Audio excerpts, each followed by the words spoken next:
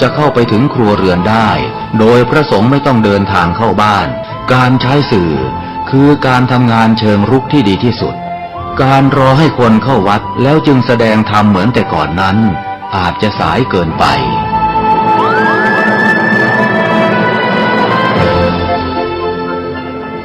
เราควรใช้สื่อนำธรรมะเข้าไปให้ถึงภายในบ้านโรงเรียนองค์กรต่างๆให้มากที่สุดการใช้สื่อจะทำให้ผ่อนแรงและประหยัดทั้งคนและเวลา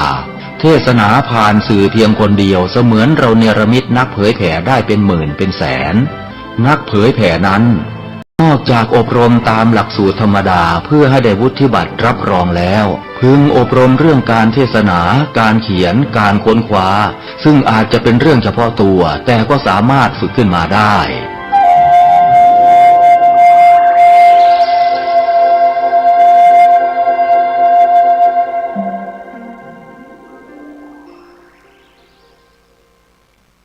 ขอความงอกงาม ในธรรมขององค์พระสัมมาสัมพุทธเจ้าจงเมื่อใดบรรดาท่านสาธุชนพุทธบริษัททุกท่านที่ฟังรายการทานธรรมทางสงบค่ำคืนนี้เป็นวันที่2เดือนพฤษภาคมหรือทางเมืองเหนือห้องเดือน8คืน6ค่ำปีพุทธศักราช2568ในค่ำคืนนี้อาตมาภาพพระครูโกศลสุตตวิธานผู้ช่วยเจ้าอาวาสวัดพระสิงห์ วรมหาวิหารอำเภอเมืองจังหวัดเชียงใหม่ก็ได้มาพบปะกับญาติโยมทุกๆวันศุกร์ของสัปดาห์ญาติโยมสาธุชนทุกท่านรายการทานธรรมทางสงบนี้ ได้รับการเมตตาจากวัดฝ่ายหินโดยมีท่านพระครูสมุวิสุวัตสุวัตโจเจ้าอาวาสวัดฝ่ายหินได้จัดมีการออกอากาศออกสถานีญาติโยมได้ฟังธรรมะได้เรียนรู้อย่างต่างๆนานาเกี่ยวกับวิถีชีวิตของมนุษย์เราโดยเฉพาะอย่างยิ่งการดำเนินชีวิตของพี่น้องชาวพุทธพี่น้องเจ้าเหนือเราใจธรรมะของพระพุทธเจ้าเป็นแม่บทในการดำเนินชีวิตตั้งแต่ตื่นนอนจนกระทั่งเข้านอนหรือว่าตั้งแต่แรกเกิดจนกระทั่งหูความจนกระทั่งตายหลักธรรมในทางพุทธศาสนาจะประจำอยู่ในจิตในใจของพี่น้องชาวพุทธและนำมาประพฤติปฏิบัติกันนอกเหนือจากนั้นแล้วญาติโยมสาธุชนทุกท่านเฮายังได้นำเอาความเชื่อคติธรรมปืนบ้านล้านนามาประยุกต์เข้ากับหลักธรรมในทางพุทธศาสนาอย่างลงตัวนี่เป็นภูมิปัญญาปืนบ้านล้านนาโดยเฉพาะอย่างยิ่งปีนี้เป็นปีทองของคนเชียงใหม่จะได้เรียกว่าเป็นปีทองเพราะว่าคนเชียงใหม่ได้รับสิ่งที่สูงสุดของประเทศของการปกครองระบบประชาธิปไตยนั่นคือเขาได้นายกรัฐมนตรีมาจากคนเชียงใหม่จากการเลือกตั้งสูงสุดเป็นผู้นำประเทศถ้าจำบ่ผิดเนี่ยนะญาติโยมสาธุชนทุกท่านเชียงใหม่เขาได้นายกรัฐมนตรี4คนมีนายกรัฐมนตรี4คนนะญาติโยมและเป็นนายกรัฐมนตรีหญิงคนแรกของประวัติศาสตร์เลยปาลปอคนนายกคนล่าสุดนี่ก็อายุน้อยที่สุดทำลายสถิติคือ1 ใน 10ของโลกที่มีอายุน้อยอันนี้คือความภาคภูมิใจของพี่น้องชาวเชียงใหม่เราได้ผู้นำรับนายกรัฐมนตรีเนี่ยเชียงใหม่เขา4คนน้องกรุงเทพจังหวัดบางจังหวัดใหญ่ไม่ได้บ่มีใครได้เป็นนายกรัฐมนตรีแต่เชียงใหม่เขามี3-4คนละอันนี้ประเภทแรกนะที่เขาได้รับโชคดีนะที่เขาได้มีคนเชียงใหม่คนเจ้าเหนือโชคดีอันดับที่2องค์การสหประชาชาติยูเนสโกยกย่องว่าประเพณีวัฒนธรรมสงกรานต์เป็นยกเป็นมรดกโลกทางด้านวัฒนธรรมโอ้เป็นที่น่าภาคภูมิใจขนาดนักเลยเปลี่ยนมรดกโลกด้านวัฒนธรรม ซึ่งทางองค์การสหประชาชาติองค์การยูเนสโกเนี่ยเปิ่นได้ศึกษาค้นคว้าอย่างต่างๆนานาเกี่ยวกับด้านความเชื่อวัฒนธรรมของเจ้านั้นนะทำให้เปิ่นสามารถรับรู้เลยว่าการส่งน้ำรดน้ำดำหัวกันของปีใหม่สงกรานต์เป็นประเพณีที่งดงามคือประเพณีนิยมประดุจแต่ความเชื่อและคำสอนที่แฝงไปอยู่ในวันสงกรานต์ชัดเจนชัดเท่าชัดคำประเพณีความญาติโยมต้องอาตมาต้องปรับปรุงความเข้าใจให้ญาติโยมรู้กันว่าคำว่าวัฒนธรรมนั้นแปลว่าอะไรอย่างมันมีอย่างพ้องก็เดี๋ยวถ้าเราบ่ฮู้ความหมายวัฒนธรรมเขาจะบอกว่าอย่างวัฒนธรรมไปมีอย่างนั้นนะมีการไหว้สายอย่างนี้จบแต่มิติเหล่านี้มันไม่ใช่นะวัฒนธรรมเนี่ยนะกว้างใหญ่กว่าประเพณียิ่งใหญ่กว่าประเพณีกันด้านวัฒนธรรมมีอย่างห้องหนึ่งทางด้านความเชื่อเปิ่นฮ้องว่าคติธรรมเนี่ยความเชื่อบอกความสอนนะความเชื่อที่สืบทอดกันมาจะเป็นความเชื่อทางด้านคำรักธรรมคำสอนของพ่อของแม่ของครูบาอาจารย์ของพระสงฆ์องค์เจ้าเปิ่นฮ้องว่าคติธรรมใครก็ตามที่ปฏิบัติตามความเชื่อของคนเฒ่าบ่เก่าก็จะมีแต่ความเจริญก้าวหน้าคนตะกอนนี่เป็นเชื่อกันยังเป็นทุกคนก็ต้องเชื่อกันบ่มีใครฟ้าฝืนละจะไปแง่มันบ่ดีมันคืดเงียบบ่เถียงนะคนตะกอนเนี่ยคนมาเรียนในเถียงแล้วมันยังไงคืดเป็นตัวจะได้มันตัวเจ้าจ้างนะคืดมันยังไงน่ะมันจะหือคนเชียงรายเนี่ยคนเชียงรายมันจะหือเป็นยังถ้าเป็นคนใต้ทำพื้ถ้าเป็นคนอีสานก็แม่นยังเป็นอะไรยังคืดเนี่ยตัวเจ้าจ้างกะจริงแล้วมันใช่แบบนั้นแต่ว่ามันเป็นไปตามหลักของวิทยาศาสตร์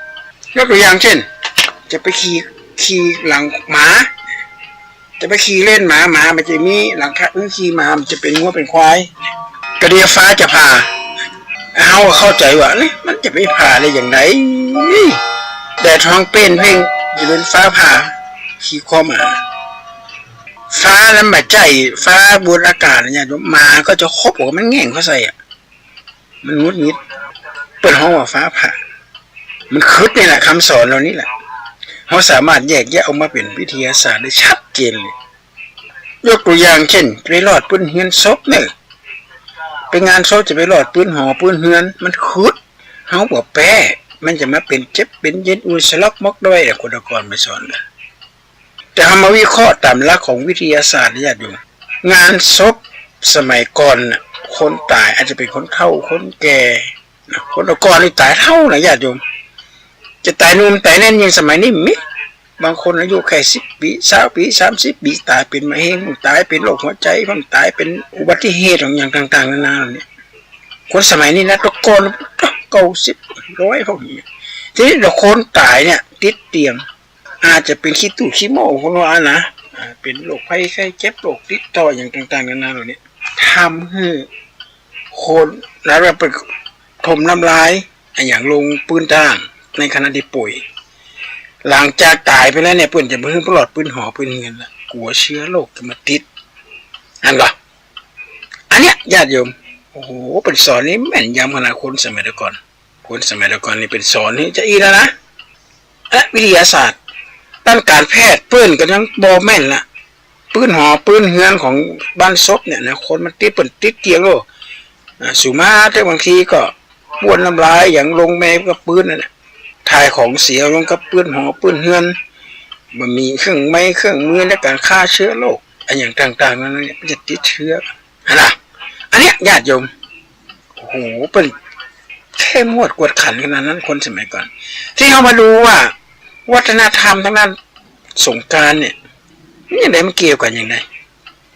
ก็มีกะเจ้าธรรมพระกุมารเนาะที่ได้ท้าทายกับเจ้ากบินมหาพรหมถ้าพระว่าราศีอยู่ที่ไหน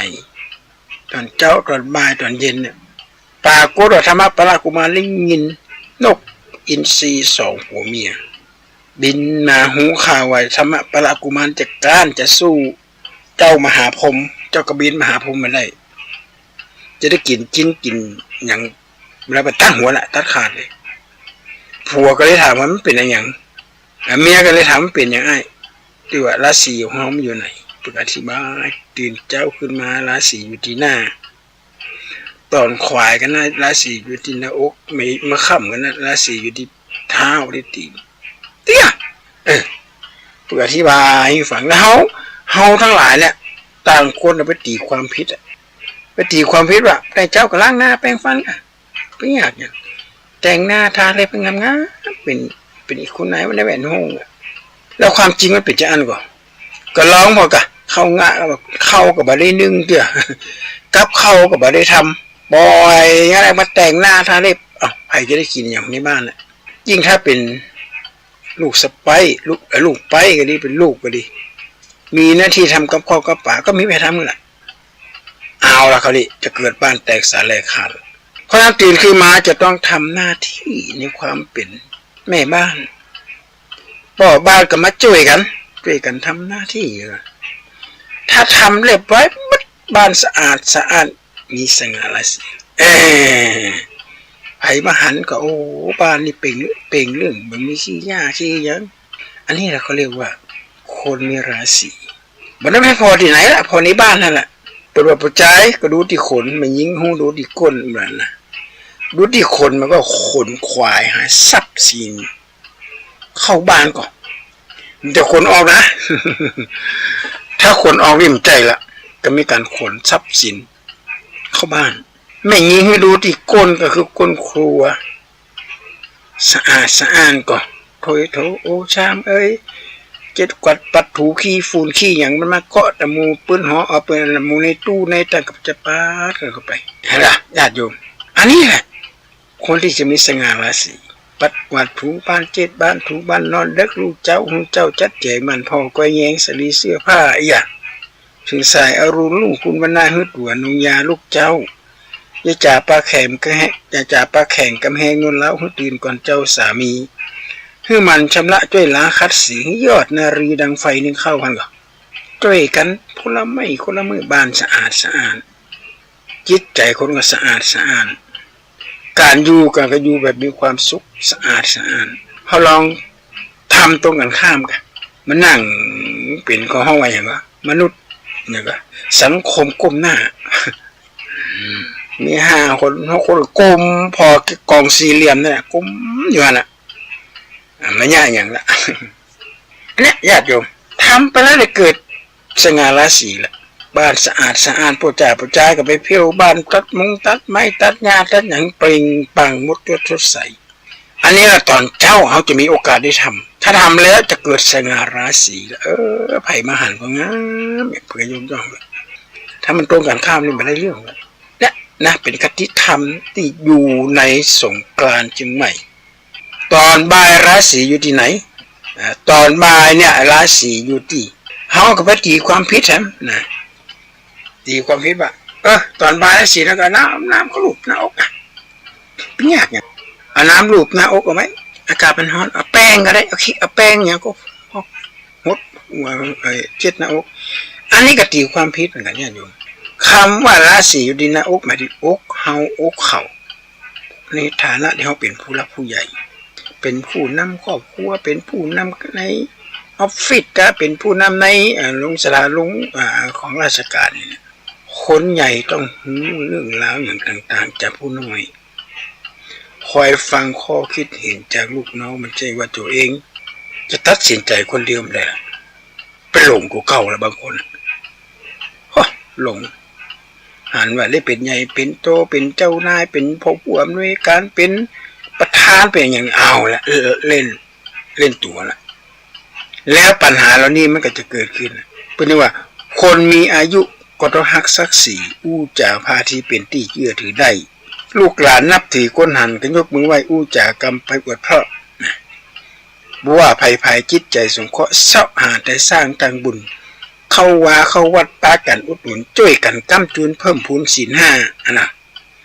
จะได้มีประสบการณ์ต่อไปหน้าตรงตามเวลาแม่นตัดออกกำลังกายกันให้นักๆตามหลักถูกต้องอนามัยจะได้แก่จ้ายืดอายุไขเพราะหมอวิจัยเอาไว้อย่างอีสดชื่นแจ่มใสกระเป๋ากระปี้รับรองว่าดีเลิศล้น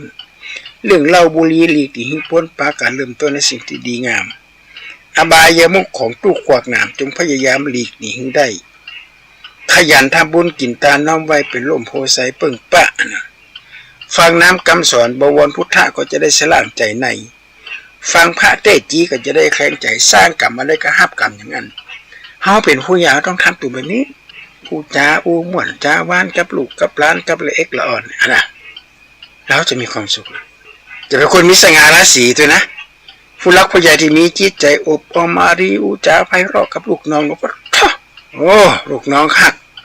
ไปไหนแต่ถ้าทำตัวกันข้ามล่ะมาฟังความคิดเห็นของลูกน้อ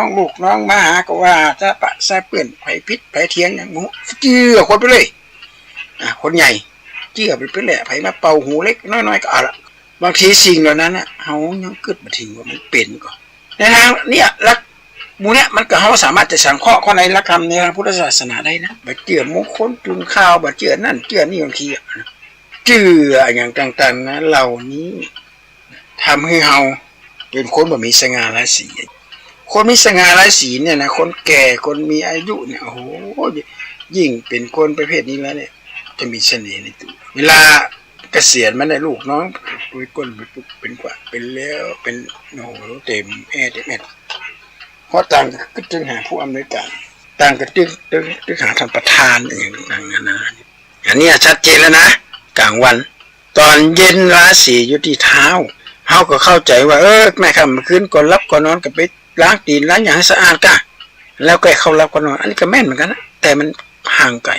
หมายความว่าเมื่อค่ำเมื่อแรงเนี่ยห้ามก้าวตีนออกจากนอกบ้านเลยอันนั้นแหละญาติโยมถ้าไผ่ใบเอาไม่ค่ำเมื่อคืนเนี่ยนะเป็นคนมีสง่าราศีสตุ่มสตางค์ที่ได้มาแต่ไรเขาก็เอาไปมอบเอาไปเลี้ยงดูครอบครัวเอาซึ่งบุกคือเมียอย่างเงี้ยไปเอวมันงามเมื่อคืนเนี่ยไม่จะเอวมันได้นะญาติโยมมันเปลืองขนาดนักเลยเมื่อค่ำเมื่อคืนเนี่ยเปลืองขนาดเลยเปลืองสตุ่มเปลืองสตางค์ถ้าไผ่ลีกเลี่ยงได้กับตัวเนี้ยนะเพราะอย่างต้องถือว่าอันแต่แม้ในหลักทางพุทธศาสนาเปิ่นกล่าวถึงอบายมุขญาติโยมชอบกีฬาเป็นชอบสุราเป็นอาจินไม่ชอบอาหารชอบเที่ยวยามวิการไม่รักบ้านลูกเมียตุนนะชอบเที่ยวยามวิการก็ไม่คืนนั่นแหละถ้าเมาเหล้าขึ้นมาเอาละใจกล้าละ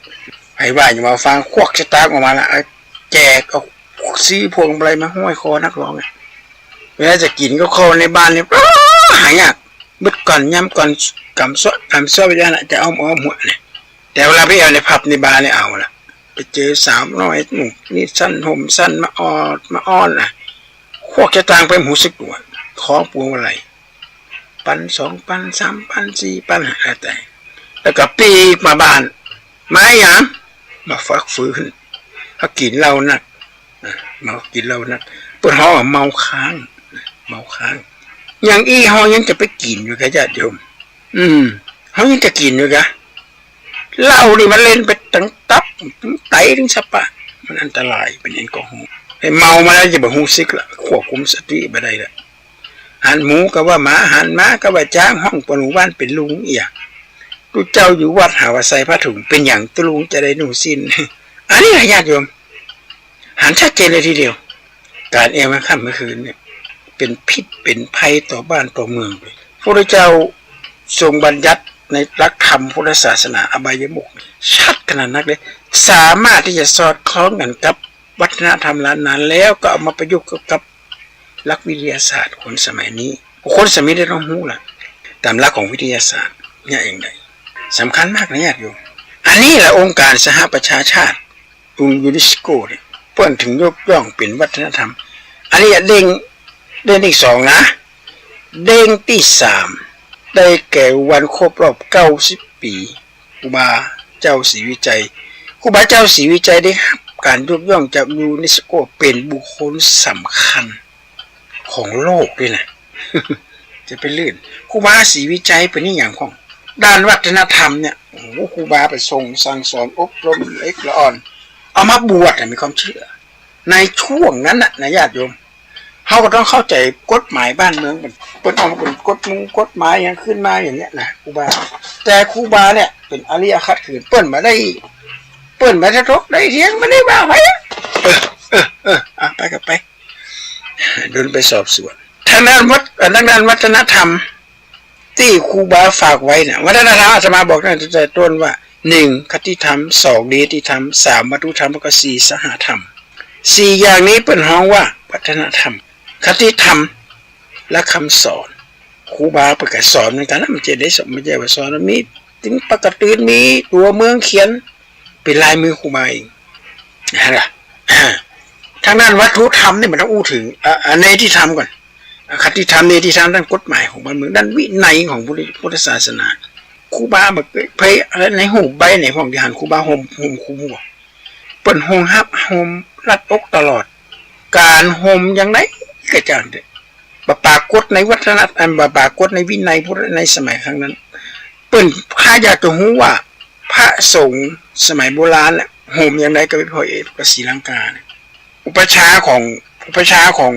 ครูบาศรีวิจัยว่าครูบาคัตติยะไงว่าห่มปาดควายหรือว่าห่มปาดควายเพราะฉะนั้นก็วันนี้เอาแค่วัฒนธรรมด้านวัตถุนันเนติธรรมก่อนนะญาติโยมนะวันศุกร์หน้าวันศุกร์หน้าตรงกับวันที่9ก็จะได้มาพบปะกันแฮมเนาะญาติโยมในวันนี้อาตมาภาพขอกราบขอบพระคุณท่านพระครูสมุวิสุวัตได้จัดสรรหาพระสงฆ์มาออกอากาศหาสาระหาความรู้นะเพื่อจะหมู่เฮาก็ได้รับรู้กันขอฟังไปเรื่อยๆเลยญาติโยมเด้ถ้าว่าเราได้สนอกสนใจและทำพุทธศาสนาเราก็จะมีแต่ความเจริญรุ่งเรืองวันนี้ก็ขอจากญาติจากโยมไปก่อนนี่ขอเจริญพร